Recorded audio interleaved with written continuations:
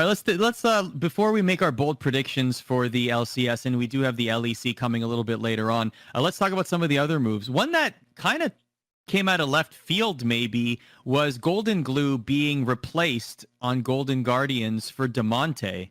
Both of those are very surprising. First of all, Goldenglue leaving or being benched, and Damonte being the replacement. Jacob, you have been following a lot of the Dignitas economics and everything, so maybe from that end, the Damonte part of it is not so surprising. But from the Golden Guardians end of things, why did this happen? I'm surprised, but I'm not. What I mean by that is that Damonte was going to be on Golden Guardians in the first place in the spring.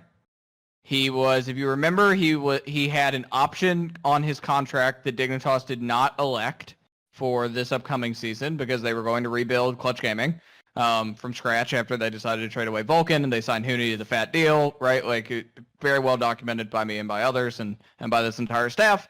And then Golden Guardians wanted Damonte before they got Goldenglue from Cloud9.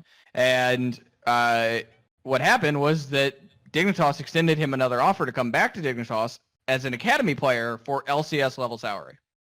That's what happened in November. And so Damonte went back to Dignitas to play on Dignitas Academy after they had agreed to pick up Froggen, and essentially was going to be making LCS level money playing in Academy. Right? So he took the Dig offer over Golden Guardians. It was a bigger salary.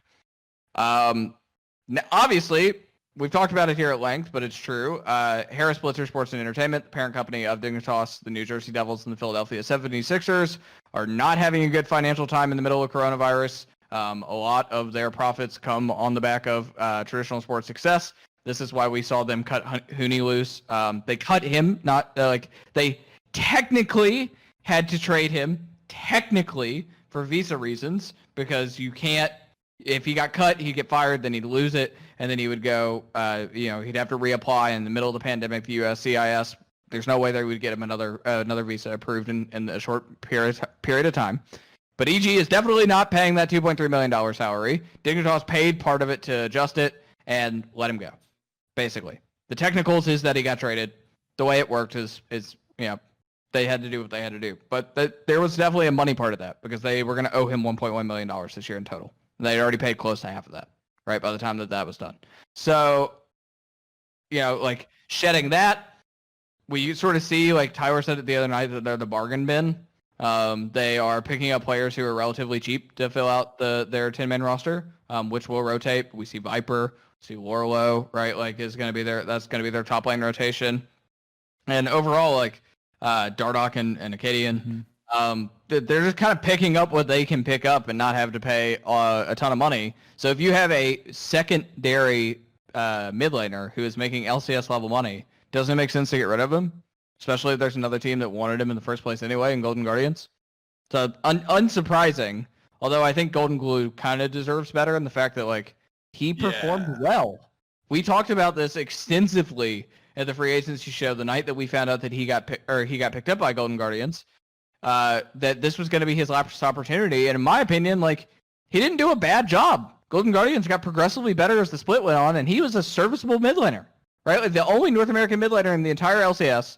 And he did well. He wasn't bad. He wasn't as much of a liability as we have seen him been through certain parts of his career. And I think he still deserves the shot. I think Tyler he's jobless on Twitter. Yeah. I interviewed him yesterday. I think that Tyler said that both him and Damonte deserve LCS jobs, and I agree with that. Right? I don't think this is a Goldenglue problem. I think that Golden Guardians just wanted Damonte in the first place. Yeah, I interviewed Goldenglue yesterday during Media Day, and he was pretty frank and open about what happened, and he was kind of blindsided by it. He felt he played well enough to be on a team for the next split. He made playoffs. Let's not twist the narrative here. Golden Guardians were a laughingstock.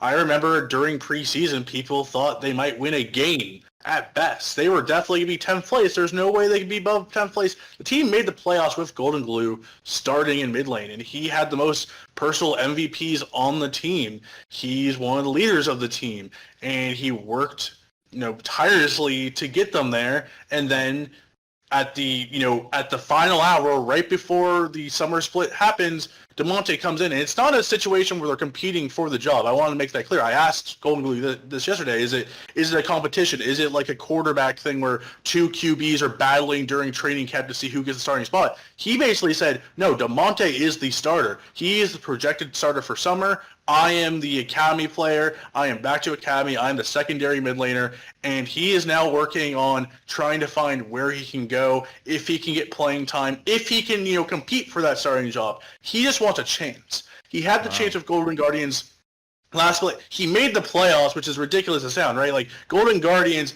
with a roster that everyone laughed at, with Keith as the support, for half of the season, made the playoffs with Goldenglue in the mid lane, and now he's kind of out of a job, and he's looking around, he's trying to find a way where he can either compete for his job in mid lane with the Golden Guardians or find playing time on another team, because he believes he is LCS mid-caliber, and if that doesn't work out, he's looking to go into a positional coach role, because he does believe that his future is being a head coach, and I do think Goldenglue in the future will be an amazing head coach for the LCS, and I'm very excited to see him, go on that journey, because I do think he will become a really, really, really strong head coach. He's a really smart guy with a really strong voice, but I want to see him play because he played well last split, and I think it's very, very sad that he got blindsided like this. And it's very similar to Damonte, right? Like, I felt bad that Damonte didn't get a start last split when he went to Worlds and played.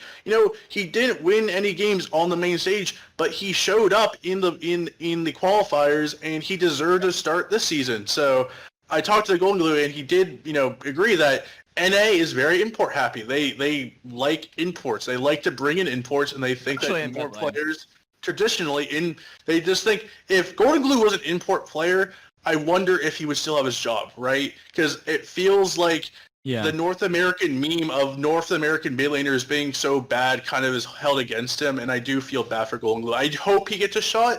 If not, he'll be an amazing coach, but it does suck. It's a really poor situation because Damonte and Goldenglue are both great guys, both great players, awesome personalities. I wish I could both see them play in the LCS, but it looks like Damonte will be the starter for Golden Guardians.